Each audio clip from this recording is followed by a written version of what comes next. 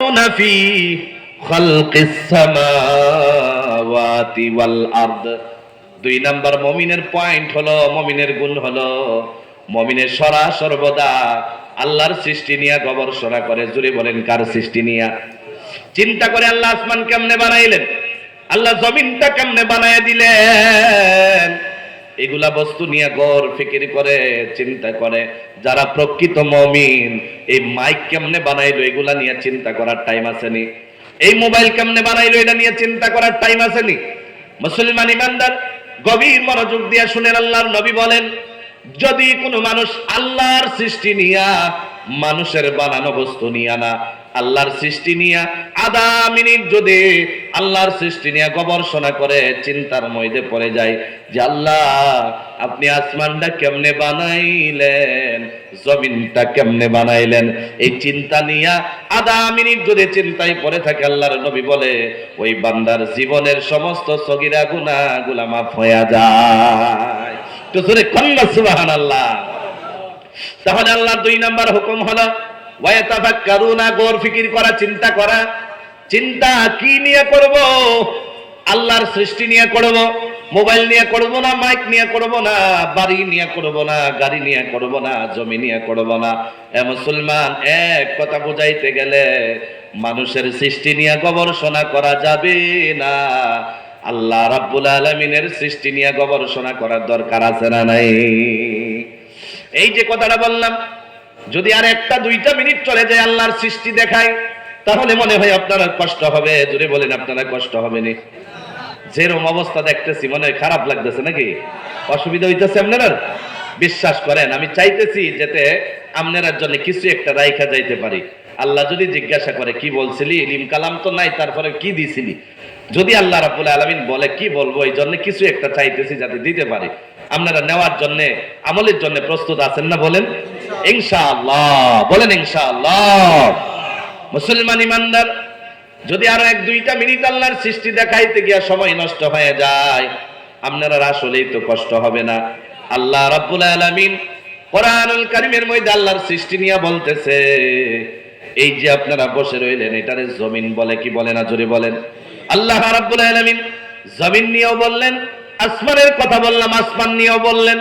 আবার কোন আয়াত, কিছু কিছু আয়াতের মধ্যে আল্লাহ রাব্বুল আলামিন আসমান আর জমিনের কথাও একসাথে বলেছেন। বলেছে কি বলে নাই?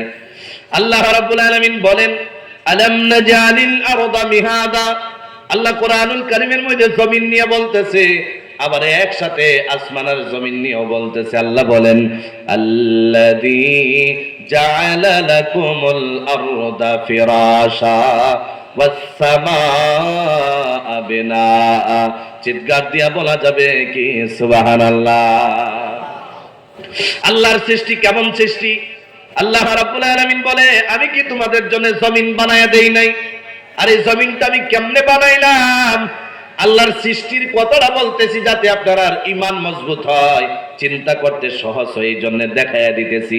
আল্লাহ রাব্বুল আলামিন বলে, আমি কি তোমাদের জন্য জমিন বানায়া দেই নাই? আর জমিনটা যে বানাইলাম, কেমনে বানাইলাম? আল্লাহ বলে, আল্লাযী জাআলা লাকুমুল আরদা ফিরাশা। আরদ মানে জমিন, ফিরাশা মানে বিছানা। আল্লাহ রাব্বুল আলামিন বলে, আমি তোমাদের জন্য যে জমিনটা বানাইলাম, এই জমিনটা বিছানার সাথে তুলনা করে বলতেছে, আমি আল্লাহ বিছানার মতো সমান করে লেভেল করে বানাইছি। কোন সুবহানাল্লাহ? এই যে বসছেন, জমিনটা সমান না? জোরে বলেন। আমরা যে ঘুমের ঘরে চলে যাব, রাত বয়ান শেষ হয়ে যাবে, হুজুর দোয়া করবে, আমরা সবাই দোয়া নিয়ে চলে যাব। এরপরে গিয়া কি বিছানার মধ্যে বালিশে মাথা লাগাইবো, বিছানার মধ্যে পিঠ লাগাবো। বিছানা যদি উঁচু নিচা থাকে, বলেন ঘুম আমরা আসবে নি? যেহেতু আল্লাহ ঘুমের কথা কোরআনুল কারীমে নিজেই বলতেছে, আমি আল্লাহ ঘুমের ব্যবস্থা করলাম, আবার এই চোখের মধ্যে ঘুমের ব্যবস্থা করলাম, ওদিকে যায় না, লম্বা হয়ে যাবে। এক কথা বুঝাইতে গেলে, আল্লাহ রাব্বুল আলামিন যে ঘুম বানায় দিছে, এই ঘুম যদি সমান না হয়, তাহলে ঘুম হইতে কষ্ট হয় কি হয় না? আল্লাহ রাব্বুল আলামিন বলে, আমি আল্লাহ রাব্বুল আলামিন ওই বিছানা, যেই বিছানা সমান করে ঘুমাও না, হয়তো ঘুম হয় না, ওই বিছানার মতো সমান করে আমি জমিনটারে বানাইলাম। কেন বানাইলাম?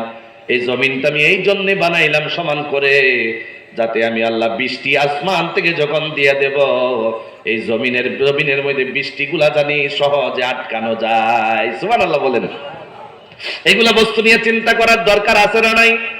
অনেক মানুষ ভাবে হুজুর আমাদের অঞ্চলে 20 ফুট 25 ফুটে পানি পাওয়া যায়, আকাশ থেকে পানি লাগে না, এই জমিনের পানি দিয়ে আমরা ক্ষেত করে নিতে পারবো, এমন ধারণার মানুষ আছে না নাই?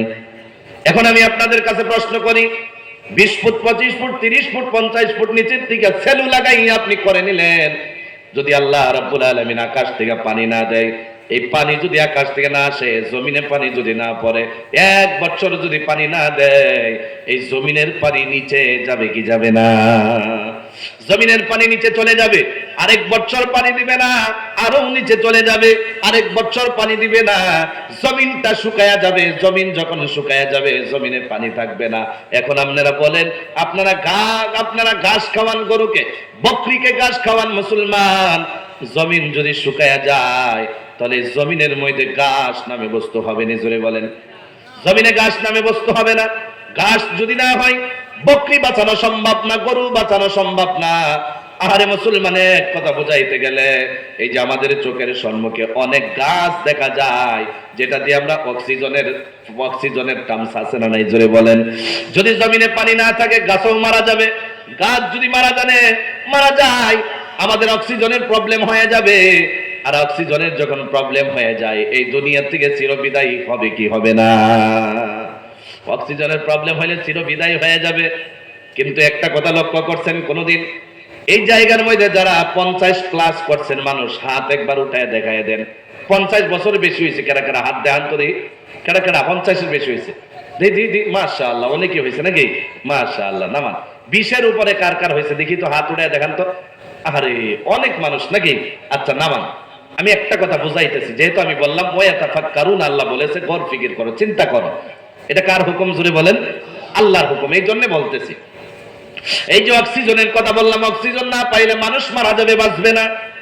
এ বাবা, 20 বছর যে পার হইল, 50 বছর যে পার হইল, প্রতিদিন প্রতি সেকেন্ডে অক্সিজেন আমরা পাইতেছি কি পাইতেছি না?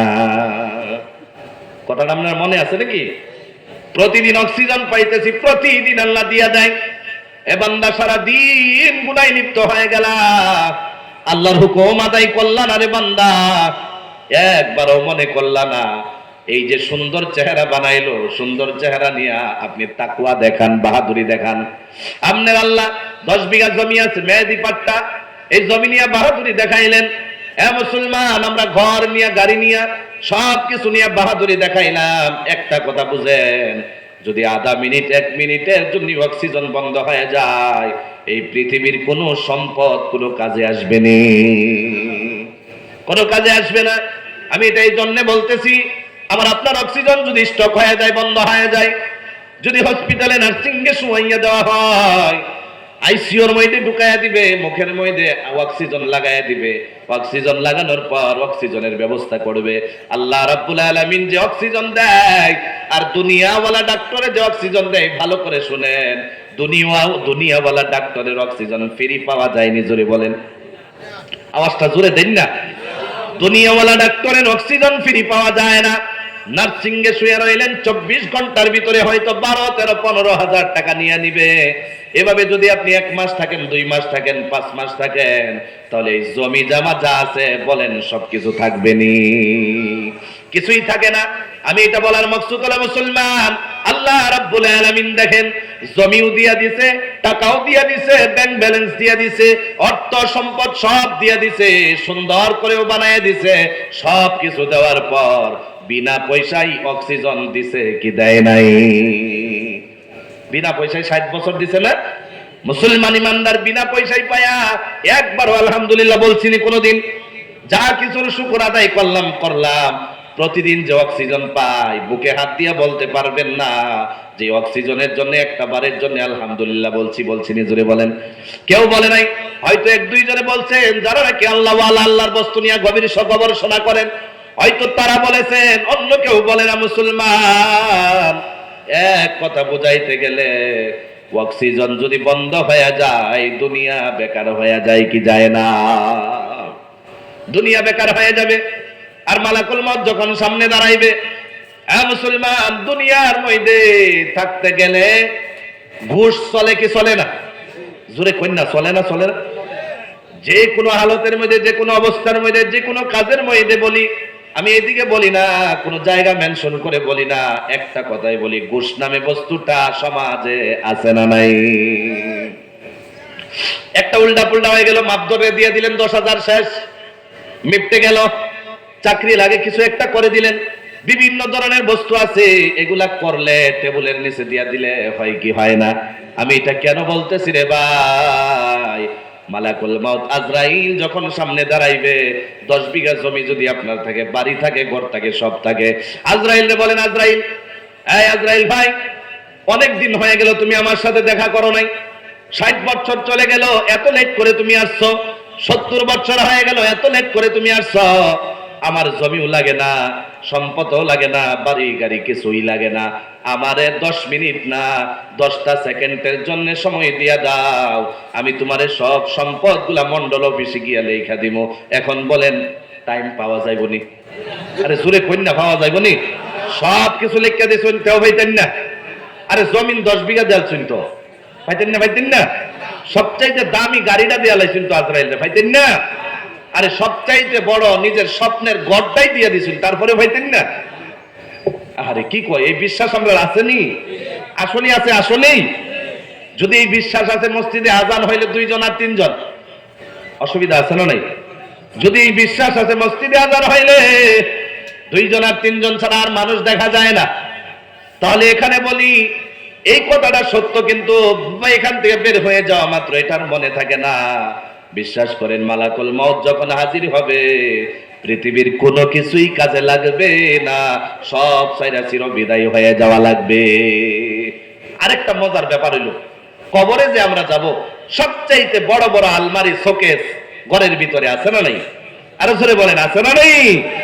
ঘরের ভিতরে আলমারি, শোকেস, বিভিন্ন ধরনের ফার্নিচার রাখলেন, একটু সময় দাঁড়ানো যায় না, সোফাতে বসে যান, একটু সময় দাঁড়ানো যায় না, বক্স পালঙে শুয়ে যান, একটু সময় পরে পরে কাপড়গুলা চেঞ্জ করে বাড়ির থেকে বার হন, বিভিন্ন ধরনের ক্রিম মাখান, বিভিন্ন ধরনের চেহারা উজ্জ্বল করার জন্য আপনি ক্রিম মাখান। মুসলমান, একটা কথা বলে যাই, ভালো করে ধ্যান দিয়া শুনেন, মানুষ যখন মারা যাবে, সুকেস কবরে যাবে নি, আলমারি কবরে যাবে।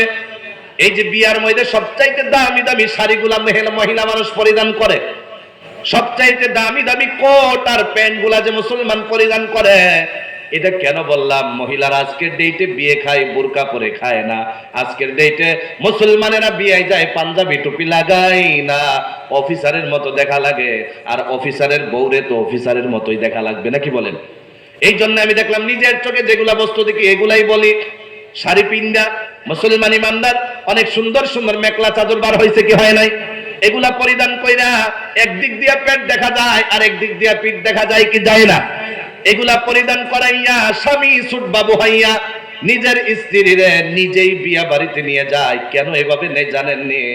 সমাজের মধ্যে সবাইকে দেখায়, দেখো আমার বউয়ের চাইতে ভালো বউ তোমাদের নাই, কথা ঠিক কিনা? এটা দেখায় যে আমার বউয়ের চাইতে তোমার বউ ভালো না, আমার বউয়ের চাইতে তোমার বউ সুন্দর না, আমার বউয়ের চাইতে তোমার বউ এত মোটু তাজা না, আমার বউয়ের চাইতে তোমার বউ চারদিক দিয়ে এমন দেখা যায় না। এই জন্য বিয়ারে ওয়াসিলা বানাইলাম, সারা পৃথিবীরে দেখাইয়া দিলাম, দেখ আমার বউরে কেমন দেখা যায়।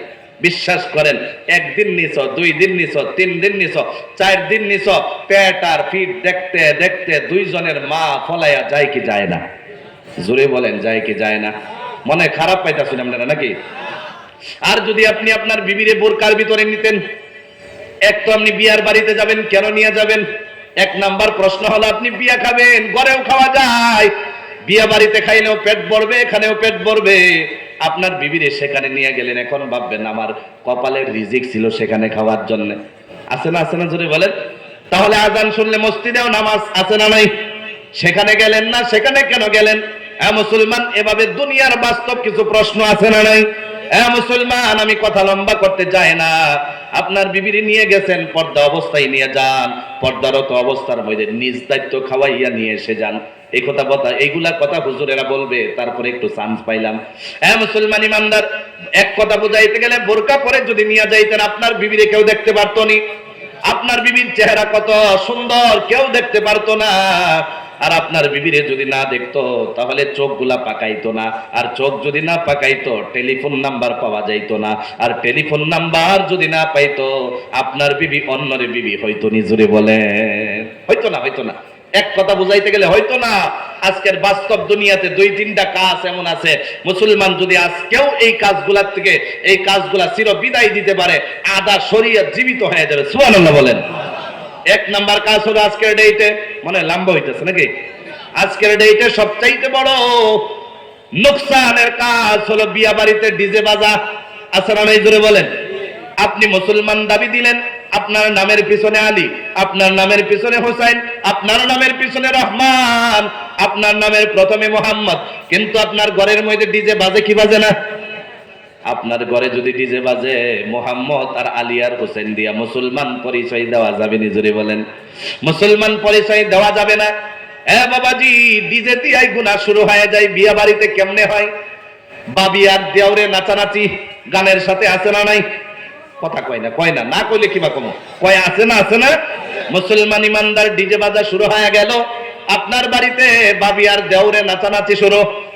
মুসলমান বাবি আর দেওর তো অনেক দূরের কথা মুসলমান, আবার এমনও দেখা যায় বোনের জামাই আর শালিও নাচে, শ্বশুর শ্বশুরি দেখে কি দেখে না? জোরে কেন দেখে না? দেখে না?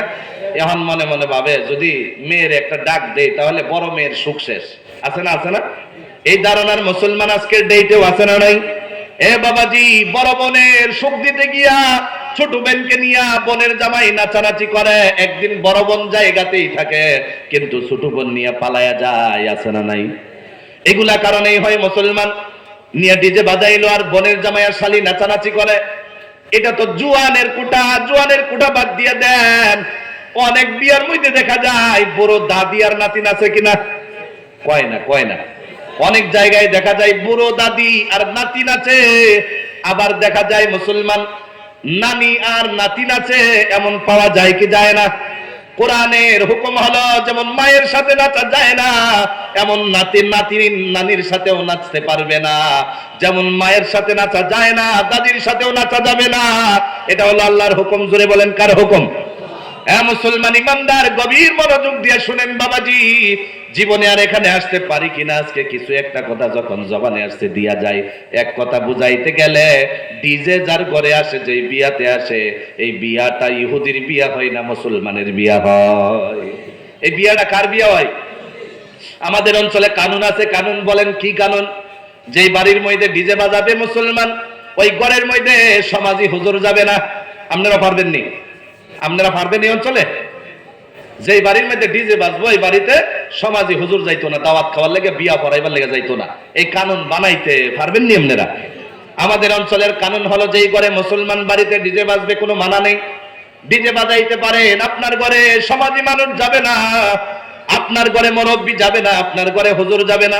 আপনি হুজুর হায়ার কইরা আইনা বিয়া পড়ান, আপনার ঘরে হুজুর যাবে না।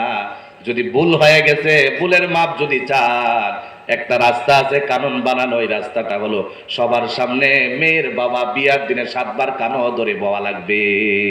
জোরে বলেন, বুঝতেছেন আপনারা? ওই দিন কি করা লাগবে? মেয়ের বাবা সমস্ত মেহমানের সামনে 7 বার কানো ধরে উঠে বওয়া লাগবে। তারপরে সমাজে হুজুর আসবে, এরপরে বিয়া হবে। এই কানুন যদি বানাইতে পারেন, এই সমাজেও ডিজে বন্ধ হবে কি হবে না? আরো জোরে বলেন, হবে কি হবে না? যদি ডিজে বন্ধ করে দিতে পারেন, আদা সমাজটা ভালো হবে কি হবে না? একটা পরামর্শ দিতে পারি, ডিজে যে বাজাইবেন, এই মাইকওয়ালা ভাই ডিজে বাজাইলে কমসে কম 2-3 হাজার যাইতো না? বাড়াতে দেন আমরা, 2-3 হাজার যাইতো না? 2-3 হাজার যাইব। আমরা পরামর্শ দেই, আমরা মুসলমান, কিছু স্ট্যান্ডার্ডেরও দরকার আছে না?